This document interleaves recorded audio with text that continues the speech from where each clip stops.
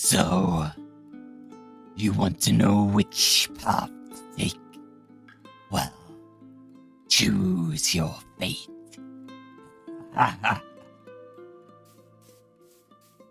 Rage, get back in your cage.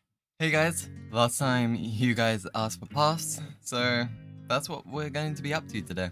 The first thing we want to think of when we create our path isn't the path itself actually, it's the setting. Let me explain. What I mean is, so yes, you're able to just freestyle pathways, that is true. However, I'm going to show you how to plan paths, and for that, you need to know not only where the path is, but also who or what is using it. Another thing to keep in mind is who created the path, and this can be applied for bridges as well.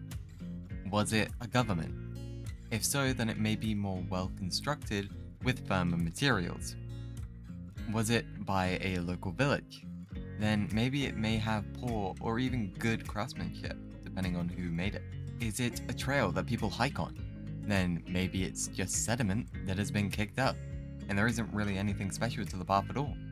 Okay, now that we have our setting, we can start placing blocks. For our example, I'm going to be making a medieval road that goes between different towns. This path would be used by travelers walking through, carriages from the wealthy merchants, and any animals that would be transported. Don't click off. I know I said a lot, and I know it sounds intimidating, but please trust me, it isn't. The reason why I said something so hyper-specific is because I was trying to put your imagination to the test, in hopes after saying so many keywords, you'd start seeing an image in your head. Once you see your image, you don't even need this tutorial anymore. But if you're still not convinced, I'll show you. First up, like every other thing we've built so far, we need to start with the shape. Of course it can be adjusted later, but we need a starting point. So, once again, I'm going to use a colourful block to plan out what I'm going to do here. However, unlike any other time, the only thing that I'm going to plan out here is the direction of the path. So a single line is actually fine. Or, if the path goes to multiple places, then branching it out is also fine. Now, with our shape in place, I'm going to think about what blocks we're going to use. And since I'm doing a medieval build that isn't inside of a town, I'll be using natural blocks. Or at least blocks that represent natural blocks. For example, green or brown concrete powder would work well here. Now, people from my streams would know, but I'll reiterate for everyone here now. It's the tiny little things that make your builds feel real. But why do I bring this up now? Well, that's because we're going to be placing our blocks meticulously.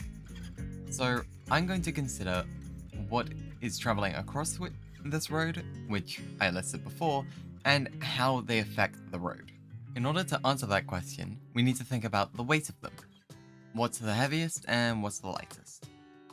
From the heaviest to lightest, we have the carriages, the animals, and then the players. And no, we're not going to question what players can carry, okay? Now that we know that, that's the order in which I'm going to deal with the path. Okay, so how would the carriages affect our path? Well, they're heavy and have a low surface area making contact with the ground.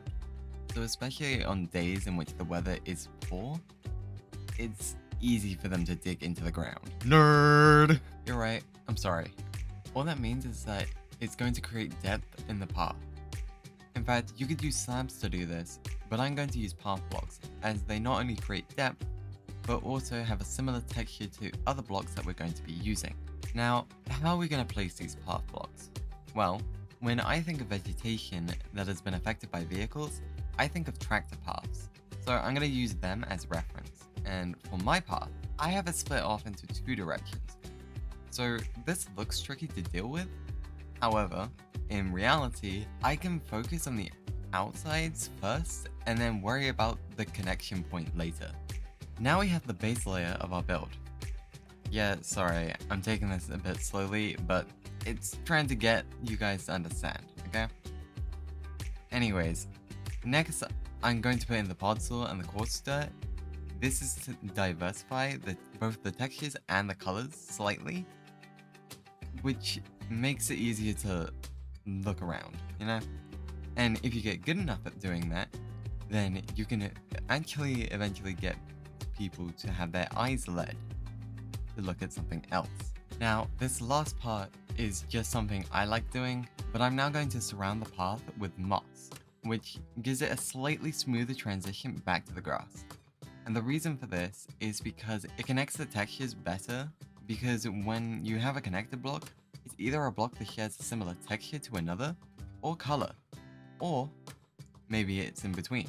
Now the only thing left to do is to pick your poison for decorations and be on your way. You guys let me know what you want a tutorial on next, and I will catch you guys in another time.